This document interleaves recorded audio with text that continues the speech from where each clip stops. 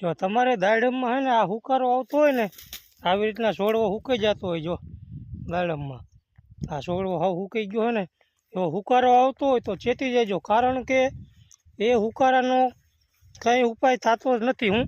અને એક છોડવો તમારે હુકાય છે ને, જો અમારે આ છોડવો હુકાણો છે, જો એના પડખે સામેને જો છોડવો હુકાણો છે, જો એના પાંદડા ડારી જુઓ.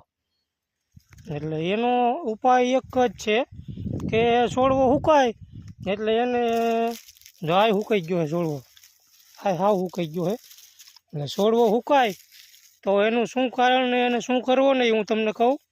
અને વિડીયોમાં નવા હોય ચેનલમાં તો સબસ્ક્રાઈબ કરી લો ચેનલને.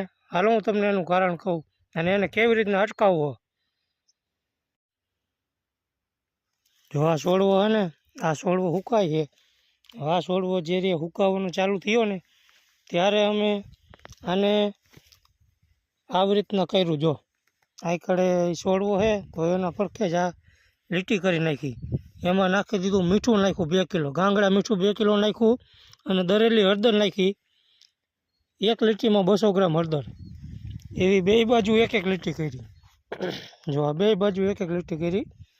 આમાં 2 કિલો મીઠું અને 200 ગ્રામ હળદર, એટલે ટોટલ તમારે થયું કેટલું 4 કિલો મીઠું અને 400 ગ્રામ હળદર થઈ. એટલે આ છોડવો જો અત્યારે મારે આવો જ છે. અને આની અમને વહેલા ખબર નથી એટલે અમે આમાંય નાખી દીધું. પણ તમારે જો આવા છોડવા થઈ ગયા હોય તો એનું શું કરવું? હવે આ હુકાઈ ગયો, હવે આમાં તો નાખવાનું હોય ને, આનો કંઈ ફાયદો થવાનો હોય નહીં. પણ હવે તમારે આ છોડવો હુકાય નહીં એના માટે તમારે એ છોડવો ટપીને પછી કરવાનું. જો આ છોડવો છે તો એને ટપીને પછી અહીંયા લીટી કરી નાખવાની અને એમાં નાખી દેવાનું 2 કિલો મીઠું ને 200 ગ્રામ હળદર.